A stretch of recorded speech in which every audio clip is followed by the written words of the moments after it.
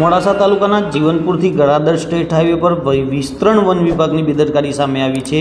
રોડની બંને બાજુ લાખો રૂપિયાના ખર્ચે બનાવેલ તારની વાડ એસ્ટિમેટ મુજબ કામ ન કરી મોટો ભ્રષ્ટાચાર થયો હોવાની જાગૃત નાગરિક દ્વારા આક્ષેપ કરાયો હતો। રોડની બંને બાજુ પરિપત્ર મુજબ 2.5 મીટર જગ્યા છોડ્યા બાદ તારની વાડ મારવાના નિયમ હોવા છતાં નિયમના ધજાગરા ઉડાડતા મોડાસા વિસ્તરણ વન વિભાગના અધિકારીઓ કોણ રોડથી માત્ર 3 થી 4 ફૂટ જગ્યા છોડી તારની વાડ કરી હોવાથી વાહન ચાલકોમાં અકસ્માતનો ભય જોવા મળી રહ્યો છે। વિસ્તરણ વિભાગના ભ્રષ્ટાચારી અધિકારીઓ સામે ઉચ્ચ અધિકારીઓ અને વિજિલન્સ દ્વારા તપાસ કરવામાં આવે તેવી જાગૃત નાગરિક દ્વારા માંગ ઉઠવા પામી છે। રાઉન્ડ ફોરેસ્ટ પણ સામે અનેક સવાલો। આટલી મોટી કામગીરીમાં શું ધ્યાન રાખ્યું તે પણ એક સવાલ। જાગૃત નાગરિક દ્વારા સ્વાગત કાર્યક્રમ અરવલ્લી જિલ્લા કલેક્ટરને ઓનલાઈન અરજી કરવામાં આવી હતી, પરંતુ આટલો સમય વીતવા છતાં પણ આ અરજી પર કોઈ જ કાર્યવાહી ન કરાતા અનેક તર્ક વિતર્ક।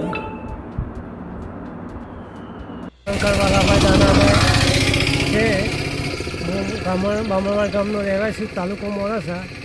મેં ઓનલાઈન સ્વાગતમાં કલેક્ટર સાહેબને અરજી કરી હતી કે બામણવાડથી જીવનપુર જે રસ્તો જાય છે સ્ટેટ હાઈવે, તો કાયદાકીય જોગવાઈ પ્રમાણે ફેન્સિંગ વાડ કરેલ નથી અને એ ફેન્સિંગ વાડનો સરકારનો એવો નિયમ છે 2.5 મીટરનો, એ જગ્યાએ 3 થી 4 ફૂટ આ લોકોએ વન ખાતાવાળાએ ફેન્સિંગ કરેલ છે।